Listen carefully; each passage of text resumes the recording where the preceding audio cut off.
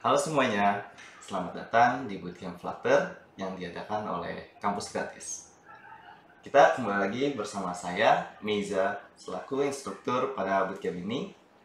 Dan kita kembali bertemu pada pertemuan yang ketiga ini.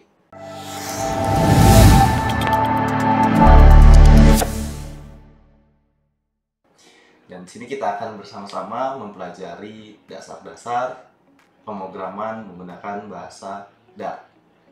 Dan tentu saja hal ini sangat penting untuk kita pelajari sebelum kita memasuki materi mengenai Flutter. Karena pada dasarnya Flutter menggunakan bahasa pemrograman Dart.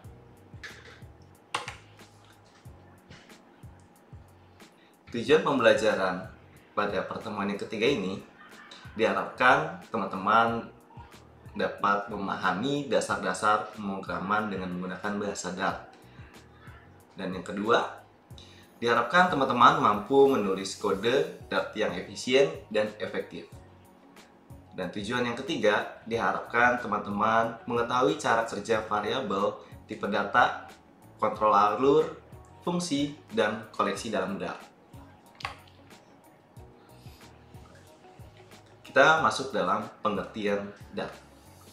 Jadi, apa sih itu Dart? Dart adalah bahasa pemrograman open source yang dikembangkan oleh Google.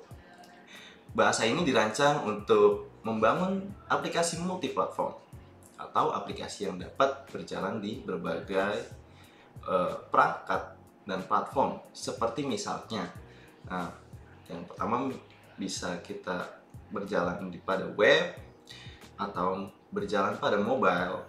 Yang ketiga bisa juga berjalan pada desktop. Bahkan kita bisa membuat aplikasi server side atau membuat sebuah server menggunakan bahasa pemrograman Dart ini.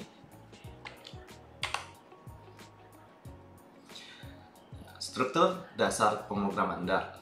Jadi ada beberapa elemen penting, yaitu mungkin yang pertama di sini adalah komentar. Walaupun komentar ini bukan termasuk dalam kode atau bahasa apa yang kita sebuah kode dalam pemrograman, tapi hal ini cukup penting ya. Jadi komentar digunakan untuk memberikan informasi atau penjelasan tentang kode yang tidak dijalankan oleh compiler. Nah, itu ya teman-teman. Jadi ini tidak dijalankan oleh mesin. Jadi hanya sebuah informasi.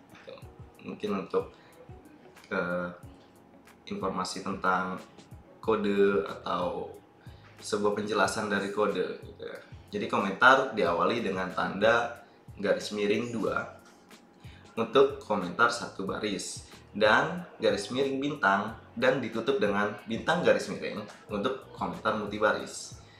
Teman-teman di sini bisa lihat contoh komentar.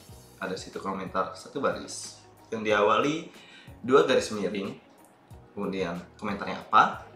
Ada juga komentar multibaris yang diawali garis miring bintang, kemudian komentarnya, dan ditutup oleh bintang garis miring. Nah, kemudian yang kedua, di sini ada contoh penulisan kode pertama, hello world. Nah, di sini ada elemen penting yaitu void main, yang mungkin kita sudah pernah bahas ya di pertemuan pertama. Nah, di sini kita akan lebih jelasnya. Di sini ada void main, yang yaitu adalah fungsi utama yang dijalankan saat program dimulai, atau sebagai pintu masuk atau entry point dari codingan yang sudah kita buat. Tuh. Di sini ada contoh lagi. Di dalam void main terdapat sebuah fungsi print yang isinya hello world. Nah, di mana fungsi ini berfungsi untuk mencetak teks ke konsol. Nah, teman-teman bisa coba sendiri ya dengan di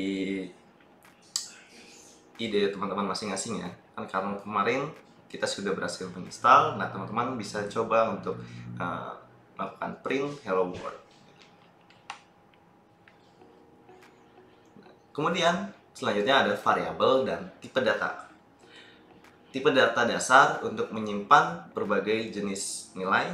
Nah, seperti int. Di sini int maksudnya adalah integer. Integer ini, int ini untuk menyimpan nilai integer atau bilangan bulat seperti 1, 2, 3, 4, 5 atau bahkan minus 1, minus 2 sampai minus 10 atau dan seterusnya. Kemudian ada juga double. Ya, double ini untuk menyimpan nilai desimal seperti 3,14 seperti itu. Ya, itu penulisannya 3.14 ya. Kemudian 1,5 sampai minus 2,78 dan seterusnya. Kemudian tipe data yang ketiga, di sini ada contohnya adalah string. String ini untuk menyimpan teks atau kumpulan karakter yang diwakili dalam tanda kutip gitu ya. Seperti kutip hello ditutup dengan kutip lagi. Itu sebuah string ya, contohnya. Kemudian ada juga dunia gitu ya, yang dibungkus dalam dua kutip dan seterusnya. Nah, kemudian ya tipe data yang keempat itu ada bool atau boolean. Nah, bool ini untuk menyimpan nilai boolean, yaitu yang berisi true atau false. Nah, sini teman-teman bisa lihat contohnya. Nah, kita bisa mendeklarasikan mungkin dengan diawali dengan var. Ya, kita bisa var ini untuk mendeklarasikan variabel. Kemudian langsung diisi dengan di sini contohnya string Budi. Var nama sama dengan string Budi. Artinya nama itu berisi nama itu merupakan sebuah variabel yang memiliki tipe data string. Nah, dan di bawahnya teman-teman bisa lihat ada var umur sama dengan 30. Nah, variabel umur ini artinya sebuah integer. Nah, kemudian kita bisa juga mendeklarasikan dengan tipe data. Nah, di sini contoh pertama yaitu ada int tahun lahir sama dengan 1994. Nah, sini dengan deklarasi ini sudah jelas ya, atau kita bisa sebut eksplisit gitu ya. Jadi kita mendeklarasikan variabel tahun lahir dengan integer. Kemudian juga ada double tinggi badan sama dengan 1,75. Ada string alamat sama dengan string jalan merdeka. Kemudian ada bool is aktif sama dengan nilainya true.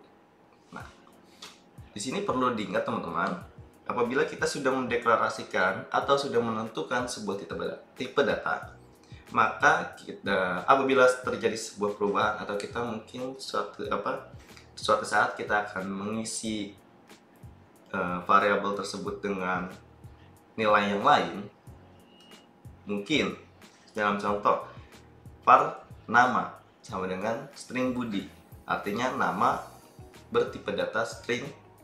Nah, maka ketika misalkan kita akan mengubah nilainya, jadi nama sama dengan Utomo. Nah, itu diisi dengan string juga. Perlu diingat teman-teman, jangan sampai mengisi dengan tipe data lain gitu. Contohnya misalkan kita sudah mendeklarasikan nama string Budi, tapi di baris lain nama kita ubah gitu ya. Variabel nama nilainya kita ubah nama sama dengan 30. Nah,